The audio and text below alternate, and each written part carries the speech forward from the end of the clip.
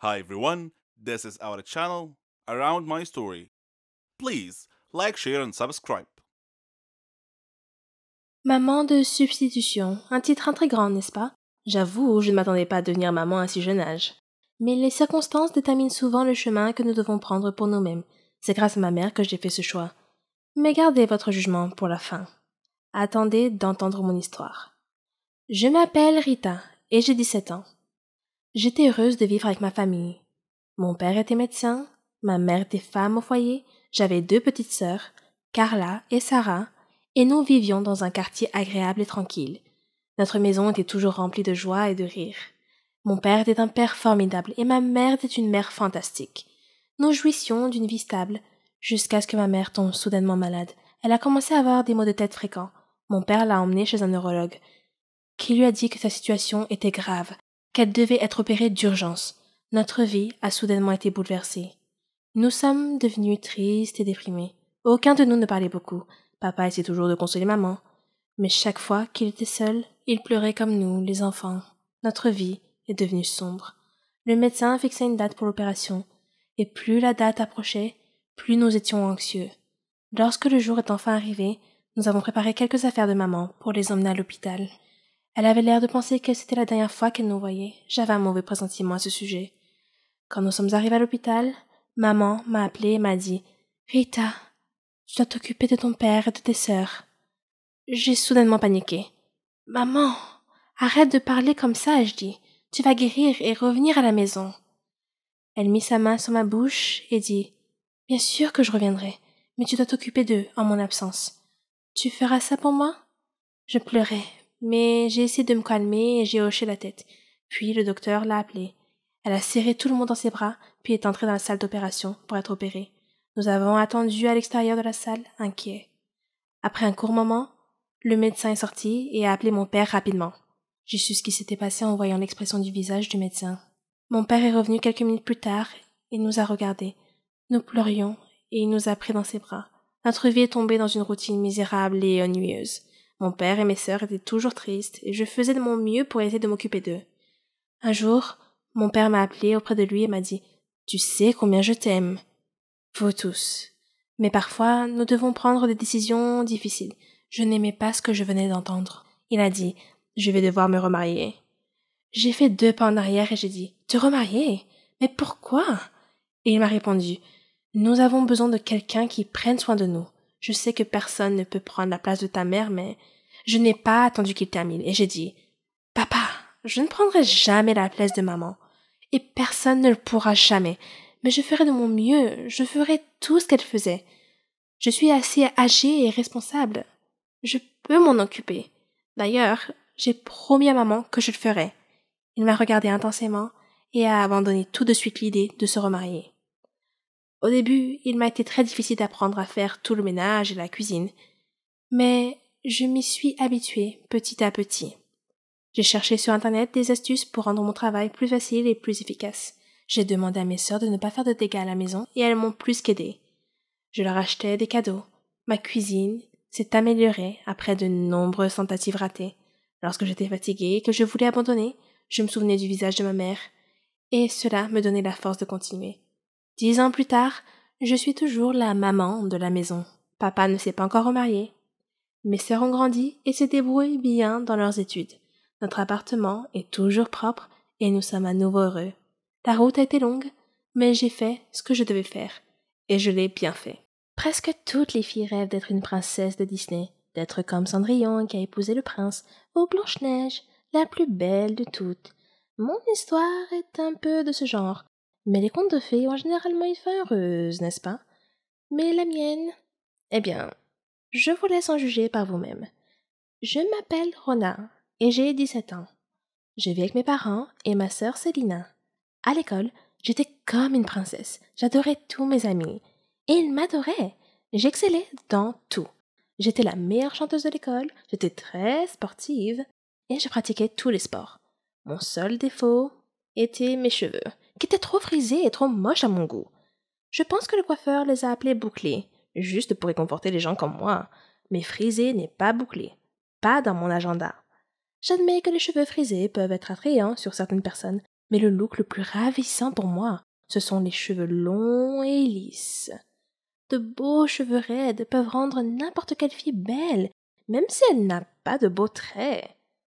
Oh, comme j'enviais certaines filles de mon école avec leurs cheveux longs et soyeux. Bien sûr, ma princesse Disney préférée était Réponse. Je rêvais toujours d'être elle. À mon avis, c'était la plus belle princesse de l'univers Disney. Les souffrances qu'elle a endurées et le fait d'avoir finalement obtenu ce qu'elle méritait, sans parler de sa chevelure dorée et soyeuse, bien sûr. La façon dont elle brillait au soleil. Qu'est-ce que je ne donnerais pas pour avoir des cheveux comme ça? J'ai tout essayé pour améliorer mes cheveux. Je les ai shampouinés, mais ils gonflaient comme la fourrure d'un chien poméranien, si vous en avez déjà vu un. J'ai utilisé la crème lissante pour cheveux, mais ils ressemblaient alors à une route pavée avec de la mélasse répandue dessus. J'ai essayé des appareils électriques, mais ils n'ont pas aidé non plus. Ne vous moquez pas de moi. C'est la vérité. Chaque jour, je rêvais d'avoir des cheveux lisses. Puis, un jour, j'ai vu une publicité alors que je discutais avec mes amis. Elle mentionnait un centre de recherche en sciences de la beauté et indiquait que des scientifiques avaient mis au point un nouveau produit capable de transformer en quelques minutes n'importe quel cheveu, qu'il soit bouclé ou frisé, en cheveux lisses et soyeux. Le centre avait besoin de volontaires pour tester le produit devant un public. Je me suis dit, waouh, mon rêve pourrait bien se réaliser et je pourrais aussi devenir célèbre. J'ai immédiatement envoyé ma candidature. J'ai été sélectionnée parmi 3 autres filles. J'étais un peu inquiète parce que l'expérience m'avait appris que les choses ne se passent jamais comme on l'avait prévu. Mais je me suis consolée. C'était un produit simple. Qu'est-ce qui pourrait mal se passer? J'ai fait des recherches sur le scientifique qui allait mener l'expérience. C'était un scientifique célèbre dans son domaine. Son nom était Wilfred Johnson. Je suis arrivée au studio, le test en direct serait effectué. Ils étaient prêts et m'attendaient. M. Johnson ressemblait à un scientifique d'un dessin animé.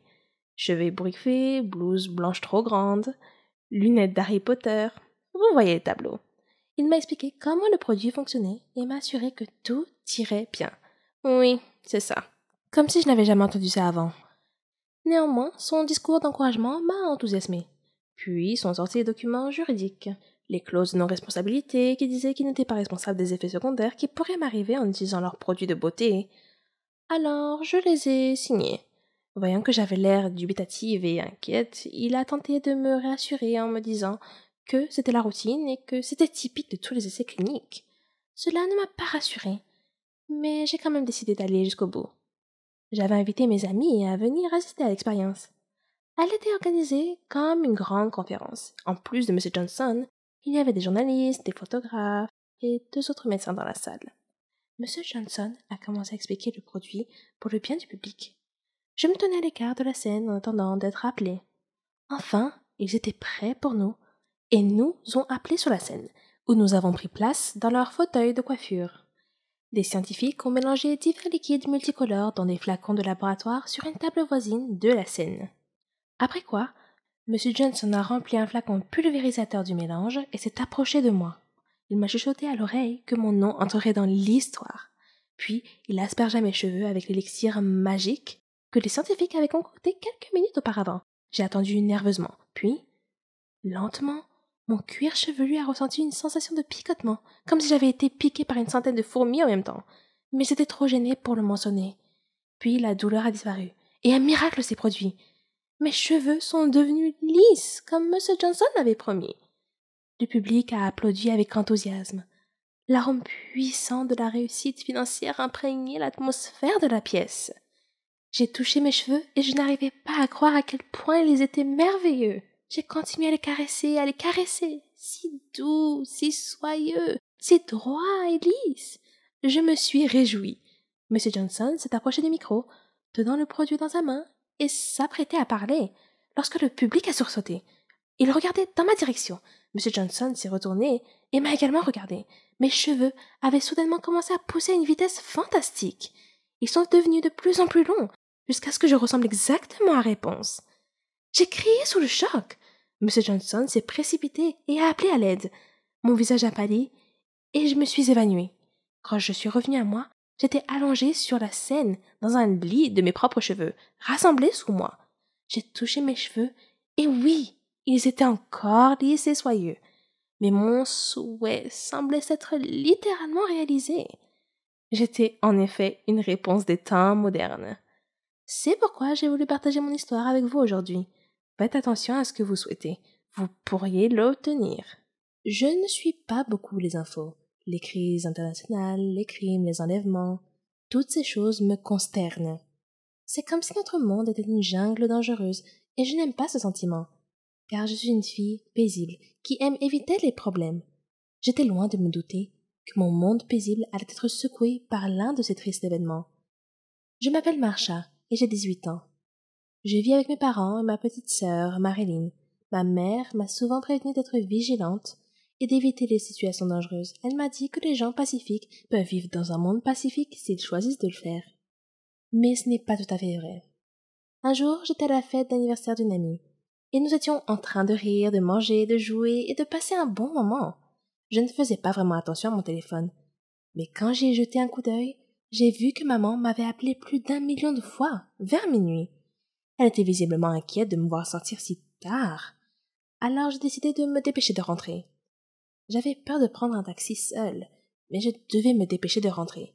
J'ai donc marché jusqu'à la rue principale, qui était très faiblement éclairée, et j'ai vu un taxi tout près. Mais quand je me suis approchée, j'ai vu que toutes ses vitres étaient éteintées. Et je ne me suis pas sentie à l'aise. J'ai cherché un autre taxi, mais le chauffeur de taxi a ouvert la porte d'entrée et a souri. Son âge avancé et son sourire amical m'ont désarmé, et m'ont donné un sentiment de sécurité. Alors je lui ai demandé de me conduire chez moi, et j'ai sauté sur le siège arrière. Il m'a demandé pourquoi je marchais seule dans une rue mal éclairée si tard dans la nuit, et je lui ai parlé de la fête et de ma perte de la notion du temps. Il m'a prévenu de ne plus sortir tard le soir, car c'était un moment dangereux pour sortir.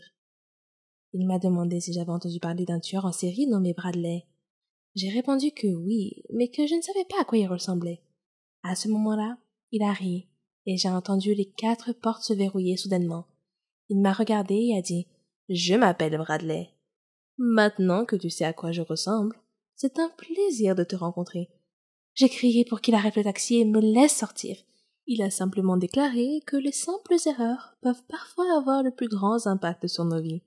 Il s'est vanté que je serais un ajout parfait pour compléter sa collection de crânes. Dans la panique, j'ai attrapé sa ceinture de sécurité et j'ai commencé à l'étrangler avec.